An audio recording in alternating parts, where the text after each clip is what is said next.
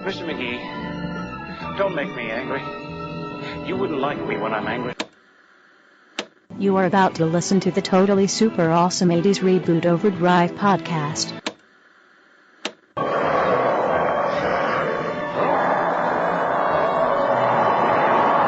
This podcast is our fan tribute to the Incredible Hulk TV show. Be advised that has been exposed to radiation and we caution to listen at your own risk. You have now entered GammaCast.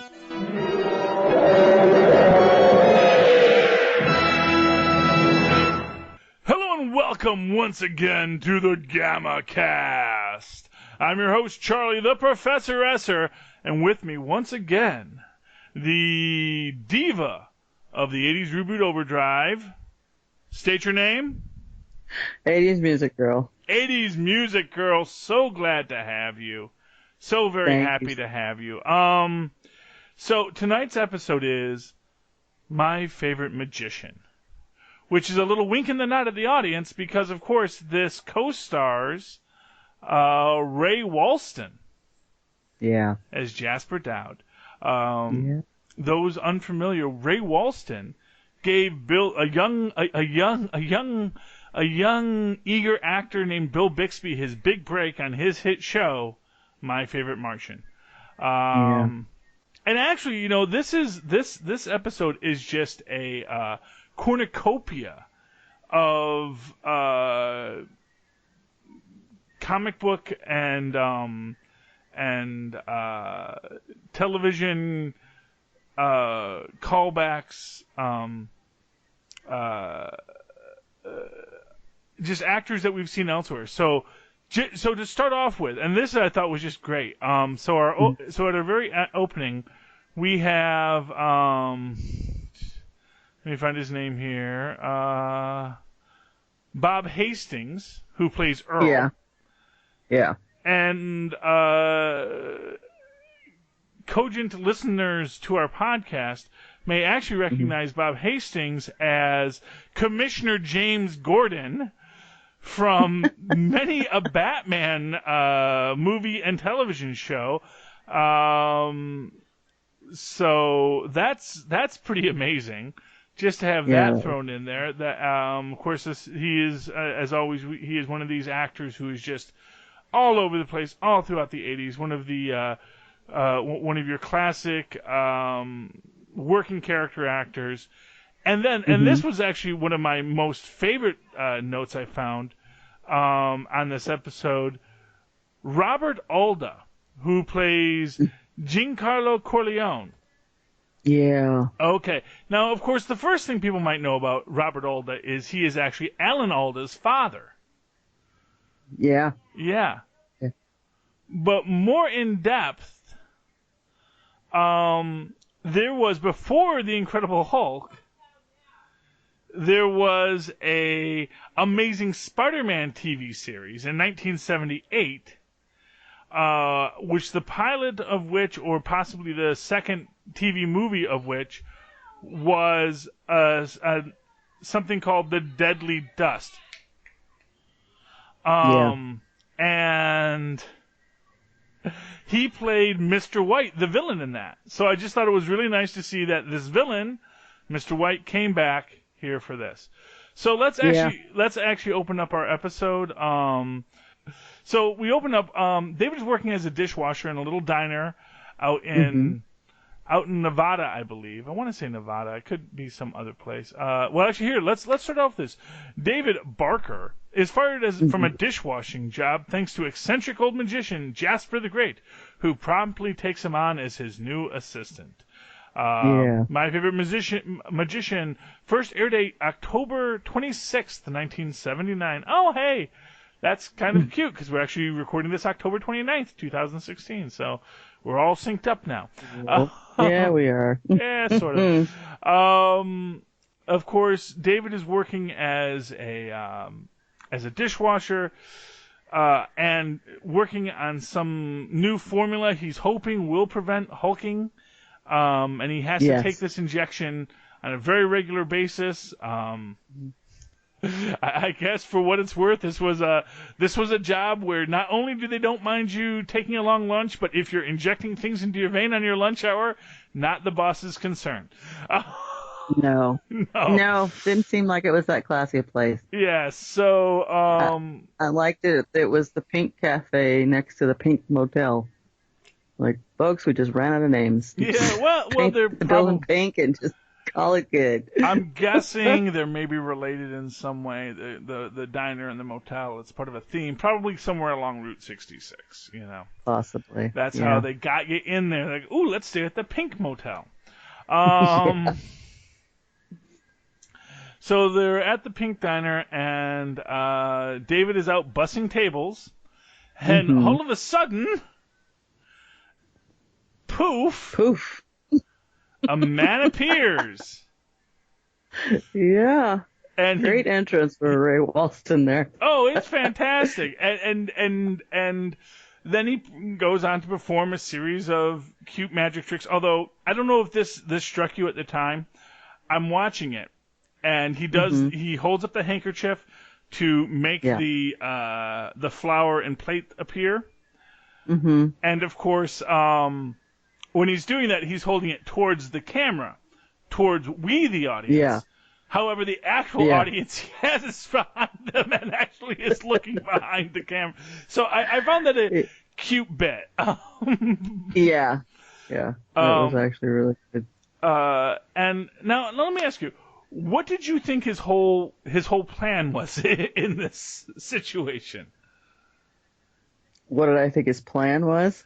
Yes, so he appears as if from nowhere into the diner, right? Puts on a small magic show, orders a meal, consumes the meal, yes, and then has no ability to pay. See, when I'm watching this, at first I'm thinking, okay, that the end of this is going to be, and be sure to see my show at the Sands this afternoon at 3:00, that he's doing promo. But no, he's not. He's just came into the diner to eat. Yeah. Yeah. Oh, I think he had every intention on, because he walked in and you could just see his wily look about him and everything. And to me, it was as if, well, I'm just a poor old magician and don't have any way to pay. So, please accept my display of magic as payment for my food. Yeah, thank you, everyone. Yeah, kind of a thing. And the guy goes, I hope you know how to wash dishes. Yes. Well, like, wow, they still did that? Yeah, well, that's... Well, you don't want to beat up an old man. Although, honestly, when you've got one dishwasher in the back shooting up and an enfeebled old nobody magician, else doing their job, but of course, and you just fired somebody for being sick. I mean, Earl. Honestly, I think Earl needs to take a course in employee relations. To work on how maybe the problem isn't his employees, but management that is leading to the inefficiencies at the Pink Cafe. Anyway. You're right. So they do go back to washing dishes. Jasper Dowd, Jasper the Magnificent, and David Barker. Yeah. But, of course, Jasper tries to do a magic trick. And it's one of these, this is a very strange thing to me about this, because there seems to be almost this implication of the reality of magic, because nothing he's doing should at all work if what he's doing is doing illusion and presentation. Yeah. But, at the same time, it's clear that this is illusion and presentation, because he does, later show certain, pull back the curtain on certain things to David. But basically, Jasper breaks some more dishes, and Earl essentially fires them as well, because, Right.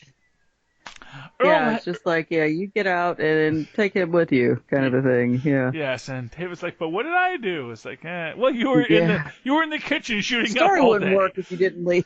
Yes.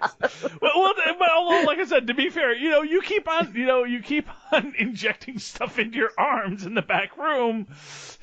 Yeah. I don't care how many notebooks you wrote it down in. You're clearly a hophead. Exactly. Doesn't make it right. Yes. Because you're annotating it. Anyway, so they do. Jasper takes David on as his assistant, with this Yes, he notion does. that they have this grand show to perform. And it's just a delightful bit of vagabondery here. It is. Because it's like, oh hey, you're a moody drifter. I'm a moody drifter. I do magic. You write notebooks. Yeah, you're into science. Alchemy, as it was called. Yes. Let's fight crime. Exactly. So they go off on their merry way, and then we get the big reveal when Jasper has to call his estranged love, the one true love of his life, Joan, who left him for a man with money, left him for a sugar daddy, and then It well, didn't work out. No. well, you know what? We all got to make choices in life. You know what? This is true. And as we will learn, Jasper was a man long on story, short on money. Yeah. How many of us have been there? True love would be so much easier if the tales we told were legal tender. True. Gosh. So of course they go to the new theater that a friend of Jasper's is renovating, and this is sort of the return of vaudeville.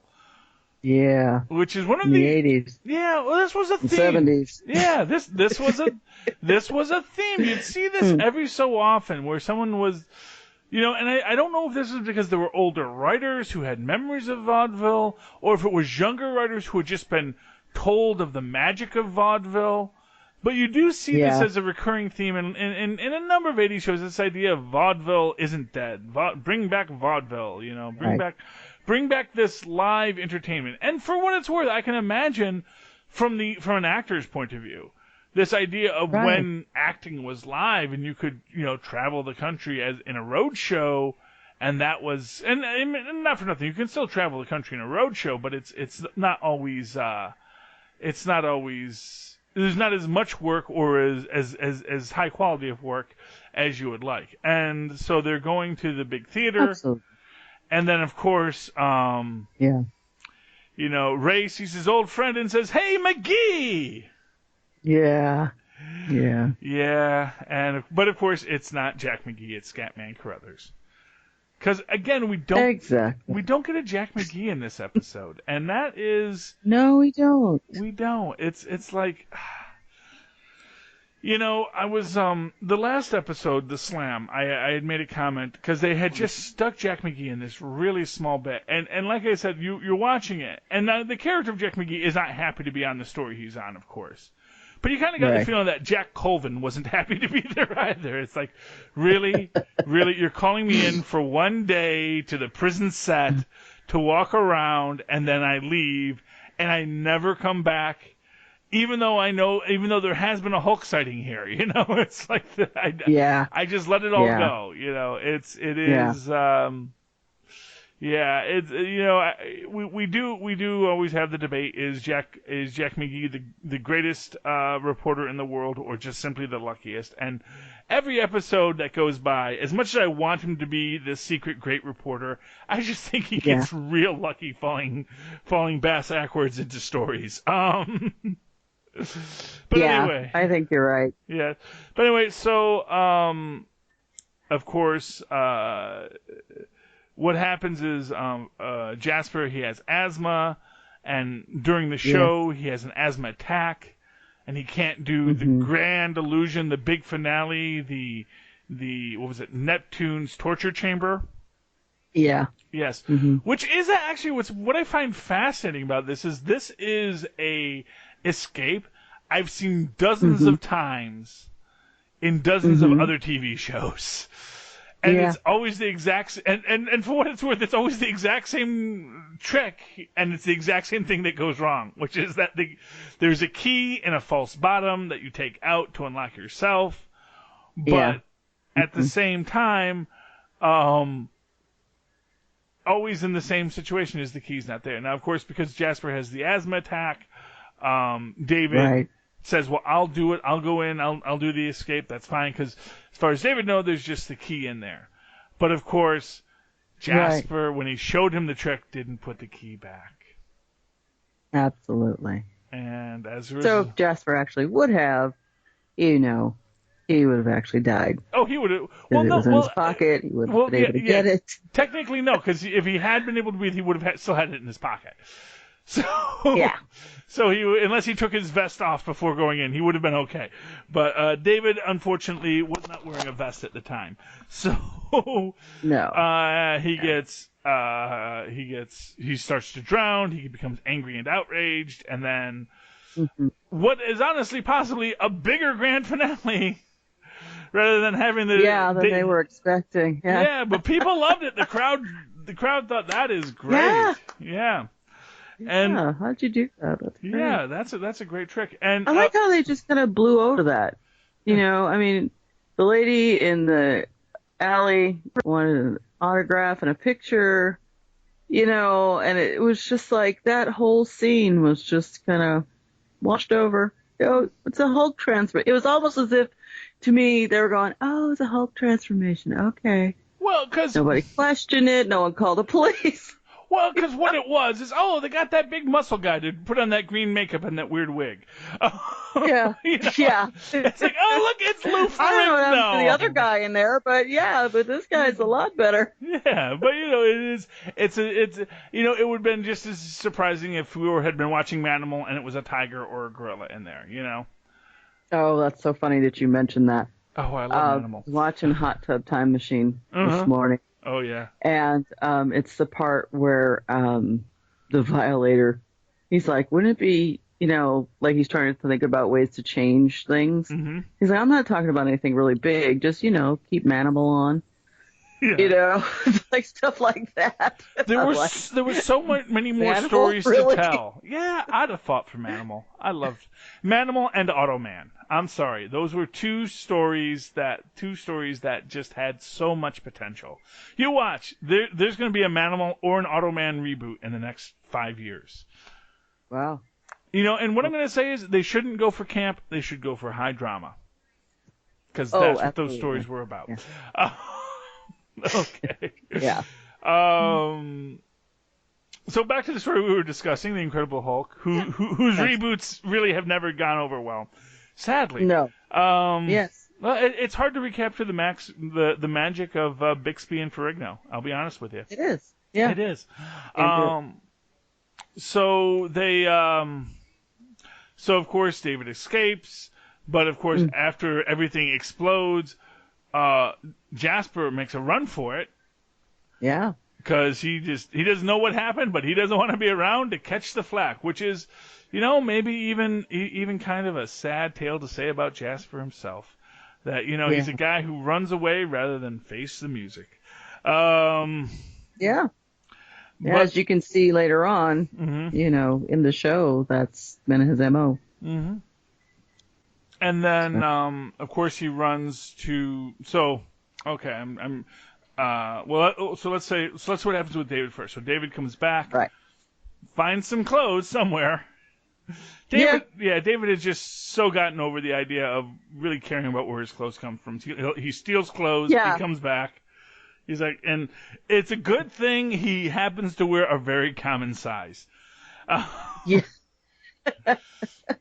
I don't know what his shoe size is, but he never has problems finding new shoes. So good for David Banner. Exactly. He comes back, and of course, when Jasper took off, he took all of David's stuff, including his notebook and his quote unquote medication. He meets Jasper's daughter, who basically gives him all the story of who Jasper really is. And David's like, yeah, that's great. I need my medicine, Yeah.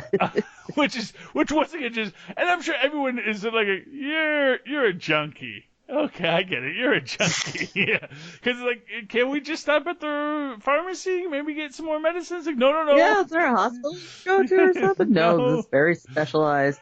Yeah. Very rare. You're a junkie. But you know what? Yeah. He's a helpful junkie. This is Yeah. 1979, man. We didn't have all the stigma on being a junkie back then. Yeah, tell me about it. We did. Just kept it quiet. Yeah, well, something like that too. So they do go to try and track him down. They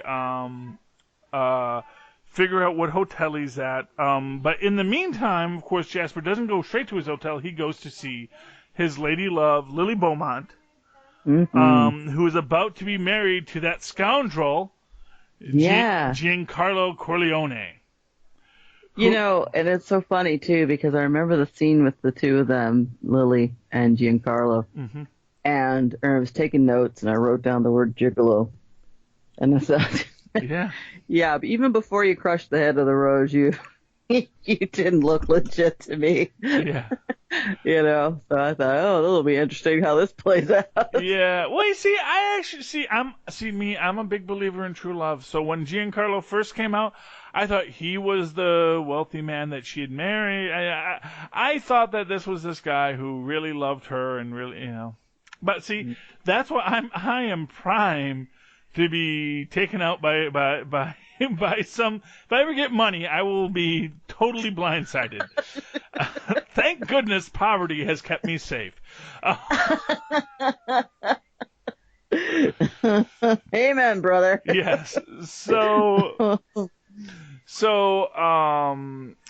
Jasper is saying, you know, look, I have proof Giancarlo is not who he says he is, and you know, Lily's like, you're just, you know, you're just saying that, and I love him, and you know, throws not a small amount of shade at him, which is like, you know, he may love me just because I'm a rich old broad, but let's face it, that's what I am. Yeah. You know, which is at once kind of sad, but also kind of like self-empowering. It's like, look, I'm not under any illusions that the fact that I'm a rich old broad is why this guy's after me. Yeah. You know, but you know, the fact that doesn't mean he doesn't make me happy. Right. But of course, we do see that it does go deeper because he's still. We find out later he still has another wife he hasn't divorced yet. Woo. Yeah. Well, you know, he is causing trouble, and his business partner is none too happy with the scam that Giancarlo and him have set up. So, but then back to the theater where David meets Jasper's daughter. Yes. And Jasper's daughter is basically, you know, look, Jasper, you know, I've been trying to get my father into this assisted living facility. I want him to, you know, to take care of himself because he has asthma. He also has, you know, I forget exactly what the term they described it as, but basically. Yeah, it was a heart condition. Yeah, he has a bad heart. He's got a bad ticker in 1979, and that's not good. And a bad asthma attack. You know, if he doesn't get his Primatene Mist, he is gonna. Yeah, you remember Primatene Mist. We all Absolutely. remember And the that. tablets. Yes. He is gonna die. And you know, he needs to be under care. And this is what I really loved is they do track down track him down to the hotel, and they're having the whole fight. David gets his notebook because that's all he really wanted. He wanted his notebook and his medicine, and he's got to take a shot. And it's like, you know, and these two are having their fight, but then it's like, you know, look, you have to. Well, no, he doesn't get his notebook yet. He says he'll get it in the morning. You know. Because Jasper takes it from him. Yeah. He says, you guys keep on talking, but you're not listening to each other. Which, classic. Oh, yeah. And she's calling him Jasper instead of Dad. Yes. I thought, wow. Well, Daddy issues, big time. Yeah, well, you know what? He's probably been more of a Jasper than a dad to her most of her life. Probably. You know? I'm sure he was. That's how it goes sometimes, 80s music, girl. Yeah. You know? It is not always a happy home. No. Even when it doesn't have to be a sad home to not be a happy home. And when you're dealing with your aging parents who refuse to accept the fact that they have an aging life, it can be frustrating, especially when, you really, what I'll always say is that, this idea to try and put them in the home, that's actually out of love. That's actually like, I don't want you to stop being my Jasper, Exactly. I want my Jasper. I just want you to be a better Jasper. Yes. A healthier Jasper. Yeah, take care of yourself. So they do come to what seems to be a daytime. But what I love about this is just the fact that David, who has been fired, as far as we know, has no income, just says, "I'll get over him at the hotel." Yeah. Yeah, I'll just rent a room. Yeah, well, it's like it is an interesting thing watching David's relationship with money in this whole series. It is always just between being arrested for vagrancy, buying a used car for $50 in a handshake, and then just opting to rent a room, Yeah. With all of his big assistant money, which as far as we know he hasn't gotten yet. But right. It's why we always say David has to have some money stashed away. So he rents their hotel room. Jasper's daughter rents her hotel room. And then, of course, what should arrive at the hotel? The letter that Jasper's been waiting for. Yes, a telegram. Yes. A Western Union. Yes. Because that was still a thing, where they would just go right up to your door and knock. Didn't say go down to the Pathmark and pick up your money. And now he's got the proof that Giancarlo is as much a fraud as he is always, as we all know he is. Well, I mean, as 80s Music Girl knew he was, because I was a hopeless romantic, but 80s Music Girl, she's got that discerning eye. She sees. She can see through the lies. I just like the lies too much. It's like, see, I would call Jasper Dad. 80s Music Girl would call him Jasper. Because she's like, yeah, I see through the lies, Jasper. No, I'd probably call him Grandpa. He just looks like a funny old grandpa. Yeah. So Jasper goes to make his big confrontation. Of course, meets the toughs who say, not going to happen today, mister. He starts having an asthma attack just as David and, I'm trying to remember her name here. Was it, I want to say it was Judy, but... Kimberly. Kimberly? Yes, it was Kim. Kim, okay. Yeah, I'm not seeing her listed on the IMDb, so that's the problem. Anyway, gets, just as they show up, so of course the bad guys take all three of them off and throw David into the trunk. Yes. Which of course allows for another great Hulk bursts through the car moment, which I think Yeah, that was actually pretty classic. I like that. I thought the escape from the torture chamber was good, where the feet go through the end, but when they come out of the trunk. Yeah, well, they've done that. They've done similar things a few times where the Hulk bursts through a car. It's a great system and always visually impressive. And for what it's worth, it really worked out nicely for our Hulk. So the Hulk disrupts their wedding, beats up the bad guys, throws people into ponds and other things, and cakes. Always good to have a well-placed soft object to land in when there's a Hulk around. This is true. And the Hulk basically tears things apart, and then Lily and the Hulk runs off. Lily and Ray basically find each other, and Lily realizes Giancarlo is not the man she thought he was. Yeah, she throws the bouquet at him. I thought that was good. Yeah, and then right in the puss. That's for you, gigolo. And you get a nice little bit of a familial moment with Kimberly and Dad. She actually started calling him Dad. Yeah, and Kimberly and her dad, and Yeah. Lillian, the other woman. Yeah. Yeah, the woman he truly loved and never let her mother forget about it. So Exactly. that was probably a healthy relationship, I imagine. Yeah. Anyway, and then David doesn't come back. David goes off on his own. We get a little voiceover about how I guess this stuff I've been injecting myself with it didn't really work because I had two big Hulk outs in the middle of all this. So. Oh yeah. Yeah. Yeah. So cue Lonely Man theme. I like the hope that Jasper left him with.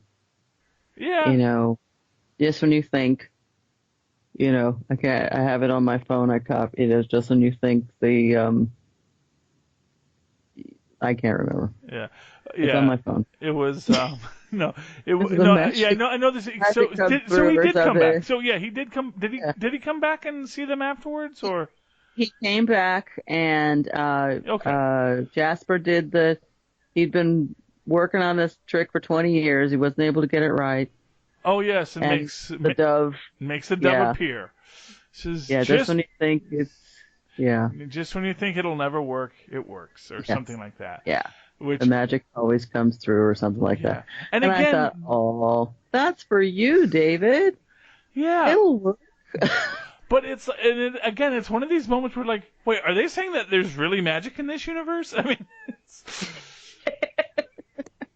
well, you know, that's a figurative reference to magic. Well, you know, I don't know.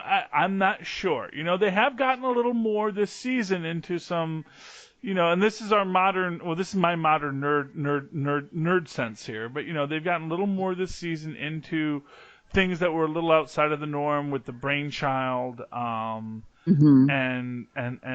now Jasper, the Magnificent. You know, there does seem to be a little extra push towards some of these things. Right. You know, and although this also does fall into the, you know, there's, you know, the Santa Claus paradox. You know, there's this thing I've always, you know, I remember I was listening to a radio show a long time ago, someone talking about how, you know, there are no representations of atheists on TV, you know, because anytime that someone comes in and declares themselves an atheist, there will always be something in that episode to suggest the existence of God. And I heard that and said, well, yes, but the same can be said of Santa Claus. Anytime someone mentions Santa Claus in a television show, you can be certain that there will be a Santa Claus sighting by the end of it. There will be something by the end of that episode that's going to make people say, hey, wait, was that Santa Claus? We as a society want to believe in things. You know, and it doesn't matter if it's God or Santa Claus or aliens or Incredible Hulks. We want there to be that. We want to know there's stuff that we don't understand that is actually a good thing. Right. You know? And so, so maybe Jasper does have the magic. I don't know. Well, you know, he's definitely been around long enough to acquire it. Mm-hmm. That's for sure. And, you know, the whole premise of the story, you know, I think with David, you know, still trying to find the cure, and Jasper kind of trying to find his way, so to speak. Yes. Well, you know, if I ever discuss this in the McGee Files, I think I'm going to make Jasper an actual Martian who had gotten trapped on Earth. There you go. See. There you go, and it all ties back together. It totally works out. We've just gone full circle here. There we go. So, 80s Music Girl, any final thoughts on tonight's episode? There was a lot of beige in 1979. Yeah, well, it was a popular color. I don't know. I'm not a big fan of beige, and it was like everybody was wearing it, and I'm just like, oh, playful. You're blinding me. Quit it. What it was, let me explain. You see, in the 1970s, there was this idea of returning to the earth, that we had become too separated from the organic. And as a result, we wore beige and earth tones, and we painted our refrigerators avocado green. Thing. Yes. You saw that pumpkin orange, avocado green, fall colors that return to the earth. It was all about the color wheel, the cycling back to the base of life before we can be reborn into the 80s. And when everything goes neon. Right. You see, it's all... And Dayglow. Exactly, because that is the fire of rebirth. That is the fire of rebirth when we get to the 80s. So, you know, it's all important, it's all symbolic, and it's all connected. Okay, I'm sure. Yeah, I think that's a great point to leave on tonight, 80s Music Girl. It is always a pleasure to have you. Thank you so much for joining us once again. You're welcome, Charlie. Anytime. I will look forward to talking with you again. Okay? Sounds great. Okay. And to all you listening at home, let's give some social media. 80s Music Girl, where can people find you if they want to talk to you about how awesome you are? So, I'm on the internet. Yeah. Internet.com. 80s Music Girl at Twitter. I'm 80s Music Girl on Facebook. 80s Music Girl on Instagram. Okay. And, of course, you can always write to me in that old-fashioned email way, where Maz and Paz once did back in the 80s, at superconnectivityblog@gmail.com. That's superconnectivityblog, all one word, @gmail.com. And, of course, you can always follow me on Twitter as I live tweet sometimes The Incredible Hulk at 7 o'clock on Saturdays on MeTV when I'm not doing a podcast instead, at Charlie Esser. That's CharlieEesser. Look for the 2 E's in the middle for quality. Thank you for hulking out with us, ladies and gentlemen. Please join us once again to Hulk out again. Good night. Bye. We hope you've enjoyed this show. This podcast is part of the 80s Reboot Overdrive channel on Southgate Media Group. You can follow us on Facebook on the 80s Reboot group page. We're also on Twitter and Tumblr at 80s Reboot. We invite you to check out all the wonderful podcasts and blogs available at southgatemediagroup.com. And thank you for reliving the 80s.